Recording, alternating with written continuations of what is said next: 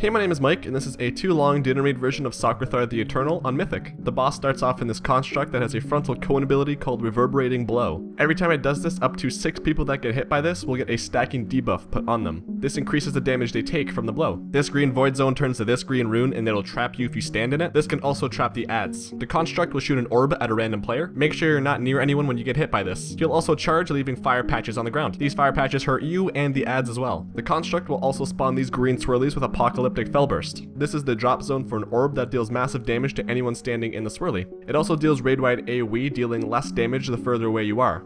In this fight, there's a new add that spawns, the first spawning about 20 seconds into the fight. The Voracious Soul Stalker will spawn on a random raid member and then fixate the nearest player to them. If they reach that player, they will kill them. If the Soul Stalker is stunned or reaches 50% health, it will fixate a new target. If they reach 50% health, they will heal back to full. When you kill the construct, Socrethar jumps out of it and you can go into it. Whoever does this can do all the construct's ability except the small raid-wide AoE called Overwhelming Power. Socrethar himself casts Exert Dominance, which you need to interrupt. If this isn't interrupted, he takes 5% off the construct's health. If the construct reaches 1 health, he jumps back into it and you have to start phase 1 all over again. Apocalypse is a raid-wide AoE that hurts. The Dominator spawns from red portals, and as long as he's alive, he makes Socrethar immune to all damage. He also puts this green circle around random people for about 2 minutes. Make sure not to stand near anyone. The Shadow Callers spawn from the purple portals and they have 2 interruptible abilities. Shadowbolt Agony is a stacking dot, and Volley is a small raid-wide AoE. If Agony gets too high, make sure to dispel it. The Haunting Souls spawn from blue portals and fixate players. If they get to that player, they'll explode and fear anyone within 8 yards. If these souls come within 5 yards of the construct, they do a lot of damage to it. In phase 1, my guild pulled the construct to one of the ends of the room. We positioned him on the side of the room that we came in, and range on the other side where you go towards Tyrant Valhari trash. To handle Reverberating Blow, we only used 2 tanks and rotated cooldowns on them as needed.